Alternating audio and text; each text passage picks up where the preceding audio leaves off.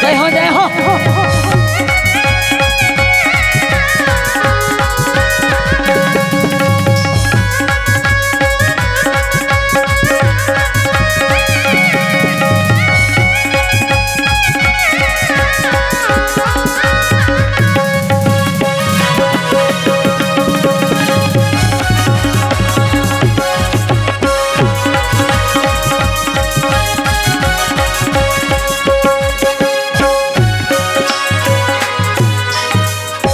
गोपाल कृष्ण भगवान की जय। ए सुख करती ए दुख हरती जन्म जन्म की व्यथा। ती जीवनामध्ये आपल्या सुख निर्माण करणारी आणि दुःख हरवणारी आणि जन्मोजन्मीची या माणसाला लागलेली व्यथा नाहीस करण्याचं काम ती भागवत कथा कृष्ण कथा करत असते सज्जन हो। म्हणून ही कथा म्हणजे जसं आपण गंगेमध्ये गेल्यानंतर स्नान करतो ना, करतो का नाही? बोलत जाणार नाही तर आम्हाला काही घेणं नाही बाबा, तुमचं तुम्हीच बडबड करा, आम्ही नुसतं ऐकतो असं नाही, तुम्हीही बोललं पाहिजे, बरोबर आहे का नाही? राजा परीक्षितीने एक एक प्रश्न विचारलेला आहे। शुकमुनी सांगतायत आपल्याला पुढे पाहायचंय भागवत कथेची सुरुवात कशी झालेली आहे, इथं संवाद पाहिजे। आम्ही तर गोदावरीवरती स्नान करण्यासाठी जात असतो, भागीरथी गंगेवरती स्नान करण्यासाठी जात असतो, तर लक्षात घ्या। परंतु याच गंगेमध्ये जर तुम्ही स्नान केलं ना तर तुमच्या बाह्य अंगाची स्वच्छता होईल, पण अंतरंगाची स्वच्छता कशाने होईल माय बापू? तर या कथा मंडपामध्ये बसल्यानंतर 7 दिवस ज्ञान गंगोत्री प्रवाहित झालेली आहे। म्हणून असं नामदेवांनी सुद्धा असं म्हटलेलं आहे की कथा भाग्यरथी स्नान ते कर। जय हो। कथा भाग्यरथी स्नान जे करती। भागीरथी स्नान ते करीते। कथा भागीरथी स्नान ते करीते। त्यांचे उद्धरती पूर्वज ऐका, या श्रीमद भागवत कथेमध्ये येऊन बसल्यानंतर बघा, ऐका ऐका, अरे आम्ही तर स्नानासाठी कुंभमेळ्यामध्ये जातो, गंगेवरती जातो ऐका, परंतु त्या स्नानाने तुमच्या बाह्य अंगाची स्वच्छता होईल, परंतु या हृदयामध्ये या अंतकरणामध्ये जो काळीमा आलेला आहे, जी घाण साठलेली आहे ना, ती कशाने स्वच्छ होते? तर कथा भागीरथी स्नान जे करीते। नुसतं स्नानच होत नाही बघा, या कथेमध्ये असल्यानंतर स्वतःची शुद्धी तर होतेच अंतकरणाची,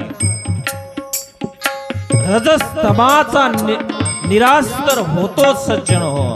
परंतु जसा भक्तांच्या मात्या पित्यांना भलं होतं ना, तसं या कथेमध्ये आल्यानंतर त्यांचे उद्धरती पूर्वज असं म्हटलं।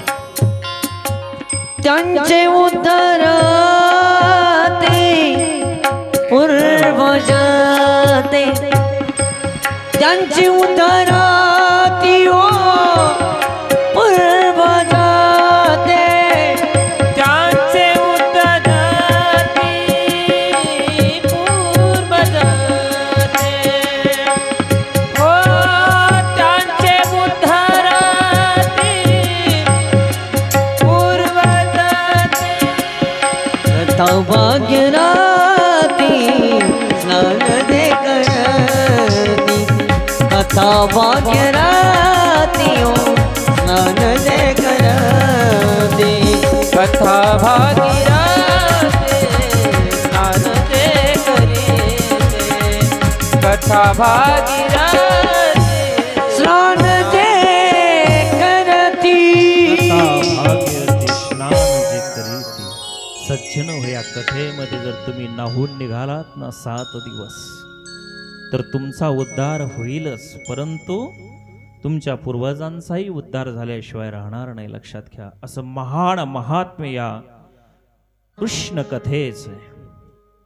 आम्ही बऱ्याचशा वेळेस आम्ही गंगेमध्ये तर नहात असतो, स्नान करत असतो. एक असाच सद्ग्रस्त गोदावरीवरती स्नान करण्यासाठी येतो. आल्यानंतर त्या गोदेच्या काठावरती त्या पाण्यामध्ये स्नान करतो. 4-5 वेळा त्या पाण्यामध्ये जाऊन बसतो, बाहेर निघतो. तिथे एक त्यागी महात्मा संन्याशी त्या लिंबाखाली जवळ असणारे त्या गोदेच्या काठावरती बसलेला असतो. ते स्नान करत असताना पाहिल्यानंतर विचारलं, आपण स्नान का करता? त्यांनी सांगितलं, महाराज, मी जे काही पाप केले ना आयुष्यभर, या गंगेमध्ये स्नान केल्यानंतर माझी शुद्धी होते, पापाचा नाश होतो. त्या महात्म्यांनी सांगितलं,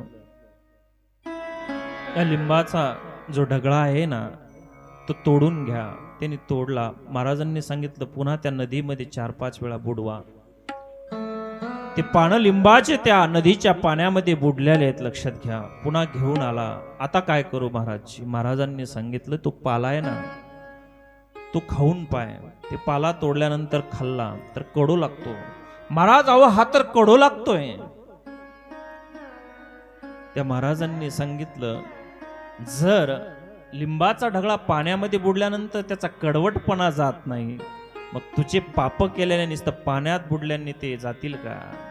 मला सांगा, ते धुणार आहेत का? अरे तू तर वरून स्वच्छ झालेला दिसतोस माणसा, तुझी आतली घाण पाप केलेले कधी निघणार आहे? त्याच्यासाठी कथेमध्ये येऊन तुम्हाला अनुताप आणि प्रायश्चित घ्यावा लागणार आहे, लक्षात घ्या. मी कोण आहे? ही भागीरथी कथा आहे, लक्षात घ्या. ह्याला गंगा म्हणते. हे स्वच्छ होण्याचं ठिकाण आहे. जगामध्ये कुठलंही ठिकाण नाही की तुमचं अंतकरण साफ करू शकेल, लक्षात घ्या.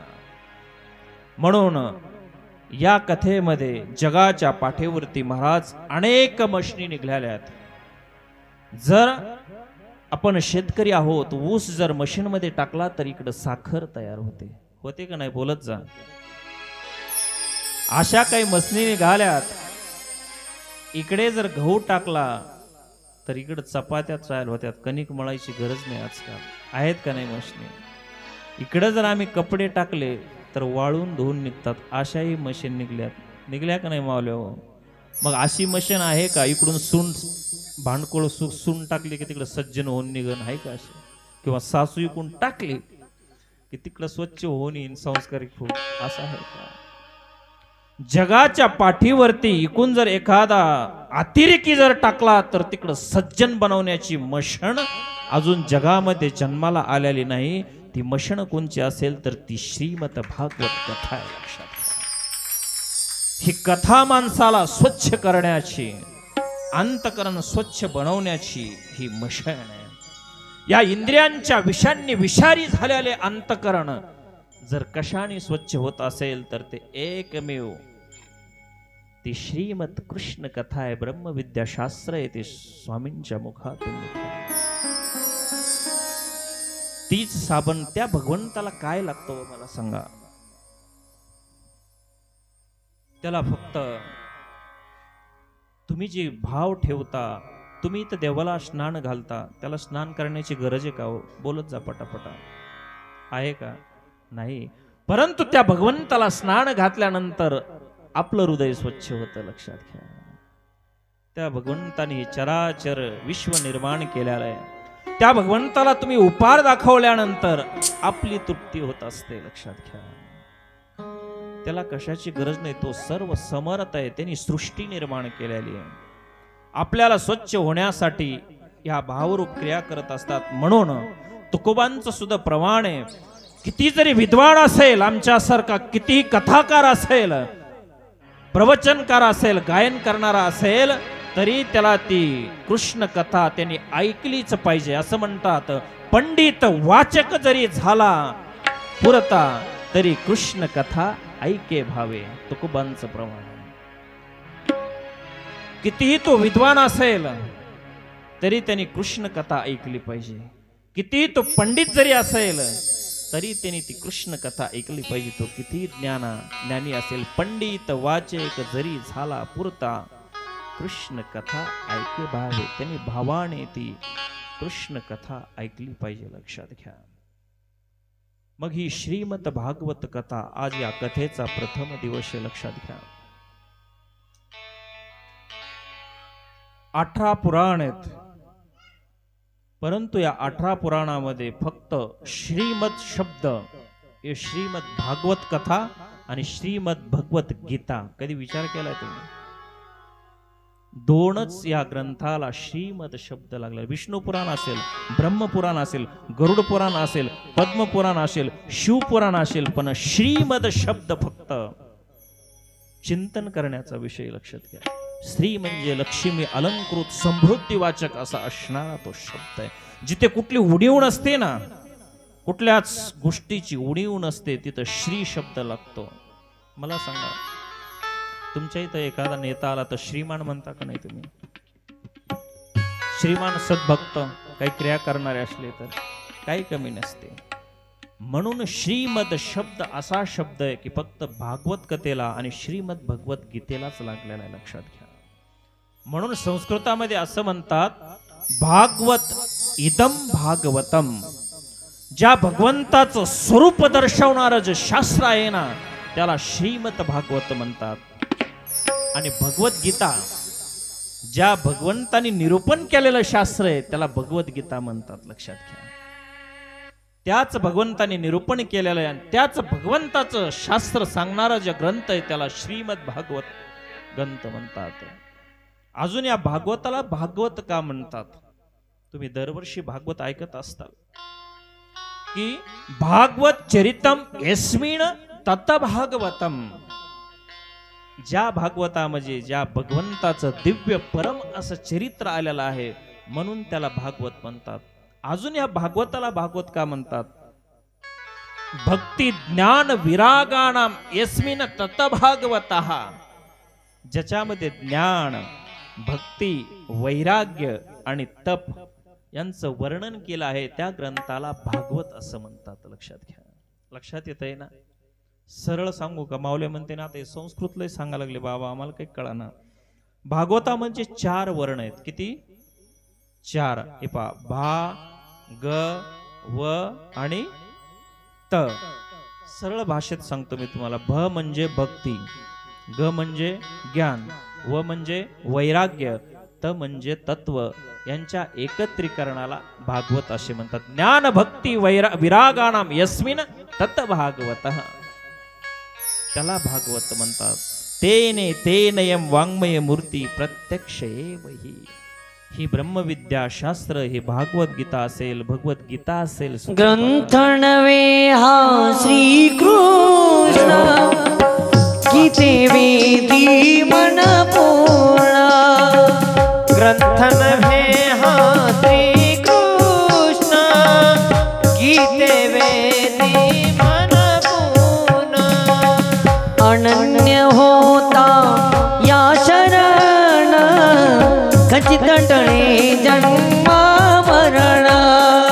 अनन्य होता या शरण, खचित टळे जन्म मरण.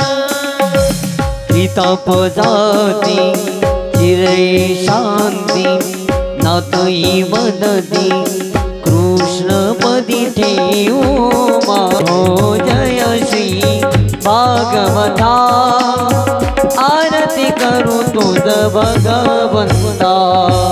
जय भो जय श्री भागवता, आरती करू तुझ भगवंता. जय भो जय श्री भागवता, आरती करू तुझ भगवंता. तुम्हाला जर एखादी सोन्याचं नाणं सापडलं, एखादं कानातलं सापडलं, की तुम्ही पाहता, घासून पाहता, वाकून पाहता, सोन्याचं दिसलं की गपचिप लगे कुठेतरी अलमारीमध्ये ठेवता का नाही? का ठेवता? तुम्हाला त्याचं किंमत कळालेली, ती कशाचं आहे? सोन्याचं आहे. आणि तेच बाजारचं असलं की दिलं टाकून, त्याची किंमत नाहीये. म्हणून भागवताच्या आरंभी व्यासांनी या भागवताचं महात्म्य सांगितलेलं आहे. नैमिष्य अरण्यामध्ये निसर्ग सौंदर्याने नटलेल्या फुलांनी बहरलेल्या नैमिष नावाच्या अरण्यामध्ये हजारो ऋषी मुनींचा समुदाय त्या ठिकाणी एकत्रित झाला होता. श्रीमद भागवत कथा समजून घेतली पाहिजे. याची सुरुवात कशी आहे? व्यासांच्या अनेक शिष्यांपैकी सूतजी नावाचे व्यासांचे शिष्य आहेत आणि 10,000 ऋषी मुनींचा आश्रम चालवणारे शौनक ऋषी आहेत. या नैमिष्य अरण्यामध्ये त्या भगवंताच्या चिंतनासाठी सर्वत्र जण त्या ठिकाणी एकत्रित झाले. महाबुद्धिमान असणाऱ्या सुतांचं त्या ठिकाणी आगमन होतं. त्या सिंहासनावरती सूतजी बसलेले आहेत आणि कथापान करण्यामध्ये कुशल असणारे शौनक जी ऋषी त्या ठिकाणी समोर बसले आणि सूतजींना नमस्कार केला. आणि नमस्कार केल्यानंतर पहिला प्रश्न विचारलेला आहे शौनकांनी सूतजींना की हे सूतजी, की आम्हाला असं एखादं शाश्वत साधन सांगा की ज्या योगे जे पवित्रालाही पवित्र करू शकेल आणि कृष्ण भगवंताची प्राप्ती आम्हाला करून देऊ शकेल असं एखादं शाश्वत साधन सांगा. कारण जर चिंतामणी जर प्रसन्न झाला तर लौकिक सुख देऊ शकतो, कल्पतरू प्रसन्न झाला तर स्वर्गाची प्राप्ती करून देऊ शकतो आणि सद्गुरू जर प्रसन्न झाले तर योग्यांनाही दुर्लभ अशी असणारी कृष्ण भगवंताची प्राप्ती करून देऊ शकतात. आपण सद्गुरू आहात असं शौनकांनी सूतजींना विचारलेलं आहे, लक्षात घ्या. आणि सूतजी शौनकांना सांगतात की प्रति शौनक चित्ते ते हेतो वच्मी विचार्यच सर्व सिद्धांत निष्पन्नम संसार भयनाशनम. की आपल्या हृदयामध्ये भगवंताविषयी प्रेम असल्यामुळं, आवडी असल्यामुळं मी तुम्हाला संसारामध्ये असणारं जे भय आहे ना ते नाहीसा करणारा सिद्धांत मी तुम्हाला सांगतो. मग मला सांगा, सर्वजण आपण कथा ऐकतायत की संसारामध्ये सगळ्यात भय काय आहे हो? सांगू शकता का कोणी? पैसे का? नाही का? सगळ्यात जास्त जर भय काय असेल तर ते मृत्यूच भय. संसार भयनाशनम. संसारातील जे भय, जे मृत्यू आहे ना त्याची भीती काढून टाकण्याचा सिद्धांत मी तुम्हाला सांगतो, सूतजी म्हणतात, लक्षात घ्या. म्हणून भर्तृहरीने असं म्हटलेलं आहे की भोगे रोग भयम कुले च्युती भयम वित्ते नृपालाद भयम शास्त्रे वाद भयम गुणे खल भयम रूपे जराया भयम सर्व वस्तु भयान्वितम भुवि नृणाम कृष्णम पदम निर्भयम. या जगामध्ये सगळ्यात मोठं जर काय असेल भय, कशाचं आहे? मृत्यूचं आहे. कुणाला भय वाटत नाही? सांगा ना आज्याव, भय वाटतं का नाही मरायचं? कुणाला भय वाटत नाही? हात वर करा बरं. वा वा. परंतु समोर काल आल्यानंतर भीती वाटतीच ना, नाही वाटत? मृत्यूचं सगळ्यात मोठं भय. यांना भय वाटत नाही, परंतु आमच्या आजीबाईला भय वाटतं. कसं? सुनाचं सासूचं भांडण झालं, आता म्हटली बस जगायचं नाही, निघाली. बारीक मोबाईल होता, बारीक लाईटचा, हातामध्ये मोबाईल घेतला. आमची तरुण मंडळी रस्त्यावरती, अगाजी एवढ्या रात्रीचं कुठे चाललेस? म्हटली मरायला चालले, नाल्यामध्ये उडी टाकते. मग हा मोबाईल घेऊन का चालली? म्हटली अरे म्हणे जाता जाता रस्त्याने काही चावलं तर मग. आता मरायला चालली ना तरी मृत्यूचं भय वाटतं का नाही? या संसारामध्ये, या जगामध्ये सगळ्या भयाच्या जगात आता बघा ना, उत्तर काशीला, उत्तराखंड मध्ये अचानक ढगफुटी झाली, अनेक माणसं त्याच्यामध्ये मेलेले आहेत. ह्याच्या अगोदरही विमान पडलं, 242 लोक त्याच्यामध्ये मेले. पहलगावला हल्ला झाला, तिथे अनेक लोक. भय, मृत्यूचं भय या संसारामध्ये, लक्षात घ्या. परंतु हे भय नाहीसा करणारा सिद्धांत मी तुम्हाला सांगतो, भागवत सांगतंय. मग भय कुठं नाही हो?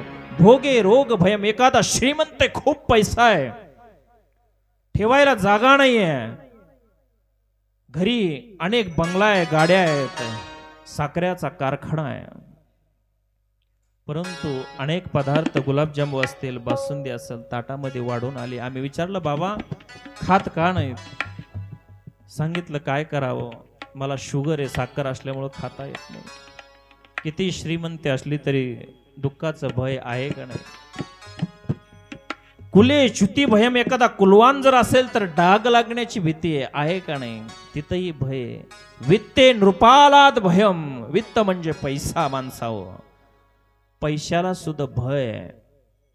आमच्या म्हाताऱ्यांनी मावल्यांनी जर सासून सासून गपचीप घरात पैसा जर ठुला तर चोराची भीती आहे, लक्षात घ्या. हाय का नाही भीती? आमच्याकडे ड्रोन फिरत होते माग.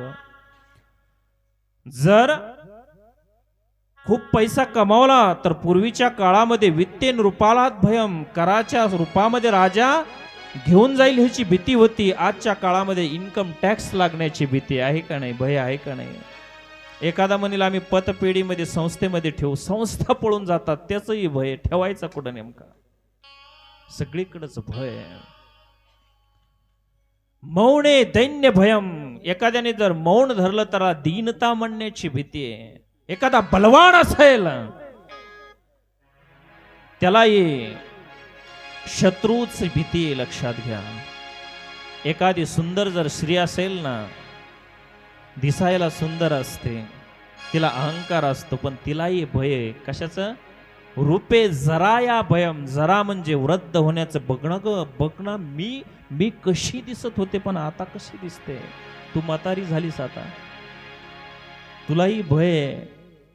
तू पूर्वी कशी दिसत होती? आरशामध्ये स्वतःलाच म्हणते अगं मी कशी दिसत होते ना, आता कशी झाली? रूपे जरा या भयम.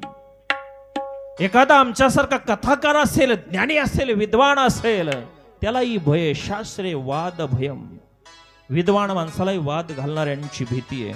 मी एका ठिकाणी असं संभाजीनगरला कथा करत होतो. एक जण मुलगा उठला आणि मला विचारलं, म्हणे बाबा कृष्णाला सगळ्यात जास्त गायी आवडत होत्या, बरोबर एक नाही? म्हटलं हो राजा.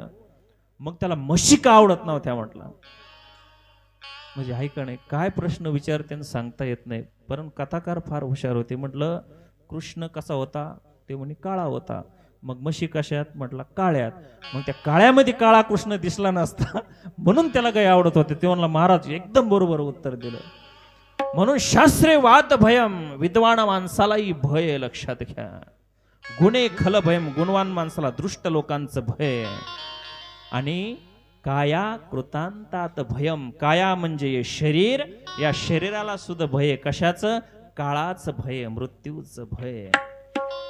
मग भागवतामध्ये प्रश्न विचारला की अरे भय कुठं नाही नेमका महाराज? तर भय एकाच ठिकाणी नाही. कुठे?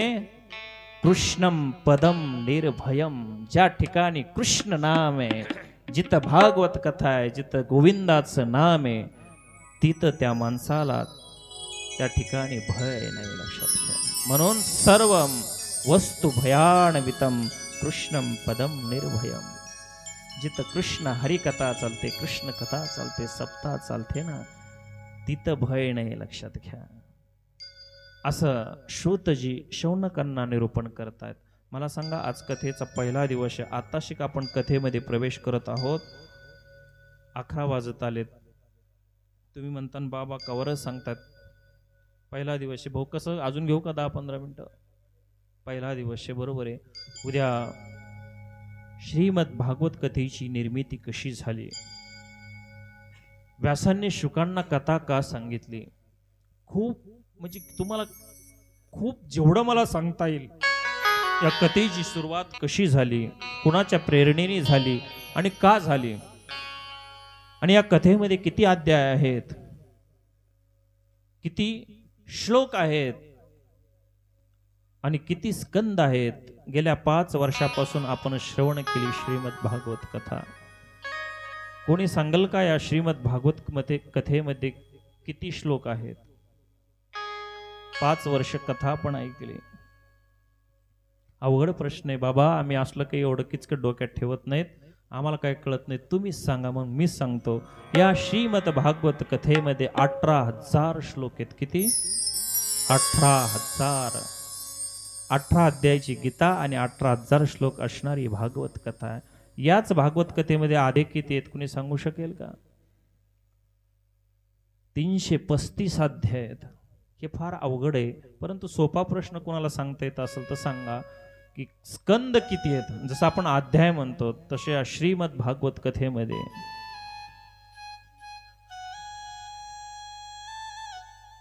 10 म्हणतात. बरोबर जवळ गेल्या थोड्यापर्यंत, थोडं चुकीचं आहे का नाही?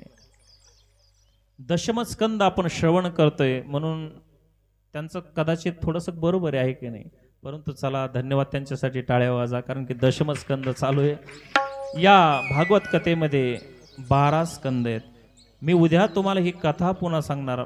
मला फक्त एवढंच सांगायचं की तुम्ही एवढं पाठ करायचं काय, या भागवत कथेमध्ये 12 स्कंद आहेत आणि 335 अध्याय आहेत. अध्याय लक्षात नाही राहिले तरी चालन, परंतु गीता ही 18 अध्याय आहेत आणि 18,000 श्लोक आहेत.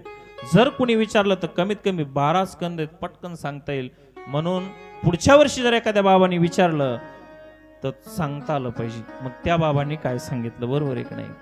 असं सुंदर. चला, आजचा पहिला दिवस आहे. मला जेवढं काही तुमच्या पदरामध्ये टाकता येईल तेवढं मी टाकण्याचा प्रयत्न करील बघा. आणि उद्या आपण भागवत कथेमध्ये प्रवेश करणार आहोत. सुंदर सुंदर जेवढं मला सांगता येईल, कृष्ण भगवंताच्या लीळा जेवढा तुमच्यापर्यंत पोहोचवता येईल आणि या भागवत कथेमध्ये जेवढं तुम्हाला नाहून निघता येईल तेवढं नाहून निघा. ही ज्ञानाची शिदोरी फक्त तुमच्या सोबत येणार आहे, दुसरं काही येणार नाही बघा. आणि वेळात वेळ काढून आज पहिला दिवशी आपण आलात. या ठिकाणी शेतीचे कामं चालू आहेत, तरी सर्वांना मी या ठिकाणी तुम्हाला धन्यवाद देतो. जे काही अडचणीमुळे येऊ शकले नाहीत त्यांनाही मी पुनश्च या ठिकाणी धन्यवाद देतो. आणि जे येत असतानाही आले नाहीत त्यांना तर तुमच्यापेक्षा धन्यवाद देतो. आणि उद्यापासून मोठ्या संख्येने आपल्यासोबत जर कोणाला घेऊन आले तर आपण जेवढी कथा ऐकली आणि दुसऱ्याला जर आणली तर आपल्याला जेवढं पुण्य लागतं, तिला जेवढं लागतं तेवढंच आपल्याला लागतं, लक्षात घ्या. म्हणून जास्त जास्त संख्येने जेवढं घेऊन येता येईल, कृष्ण जन्म असेल, पुढच्या काही सुंदर सुंदर भागवतातल्या कथा जेवढा समजून सांगण्याचा मी प्रयत्न करेल. आणि आज या ठिकाणी या भागवत कथेला मी पूर्णविराम देतो. या ठिकाणी अनेक जणांनी सहकार्य केलं, उपदेशी मंडळी असतील, सर्व गावातले सगळे या ठिकाणी कथेमध्ये दरवस्ती या ठिकाणी शारीरिक मानसिक सगळ्या प्रकारे या ठिकाणी सेवा करतात. सर्वांना मी शुभेच्छा देतो. सगळ्यांचा नामोल्लेख तर नाही करू शकत, परंतु जेवढे काही आपले भाऊंच्या संबंधामध्ये जे आपले उपदेशी मंडळी असतील, आमचे सगळे सांप्रदायिक मंडळी असतील, सगळे या ठिकाणी मोठ्या आनंदामध्ये सगळे उपस्थित राहा. 7 दिवसामध्ये आपण या आनंदाच्या वातावरणामध्ये ही कथा उत्तरावस्थेकडे घेऊन जाणार आहोत. तरी मी या ठिकाणी आज हे पुष्प प्रथम कथेचं या ठिकाणी गुंपलं आणि या ठिकाणी भाऊंना पुनश्च एकदा मी साष्टांग दंडवत करतो की माझ्यापेक्षा श्रेष्ठ असताना या ठिकाणी थोडा वेळ बसून त्यांनी कथा श्रवण केली. या ठिकाणी कृष्ण आरती होईल आणि कथेची समाप्ती होईल. जे कुणी या ठिकाणी भक्त असतील, आपले उपदेशी असतील, कुणी असतील, त्यांनी आरती लावा. इकडं स्थानाकडे उभा राहून स्थानाला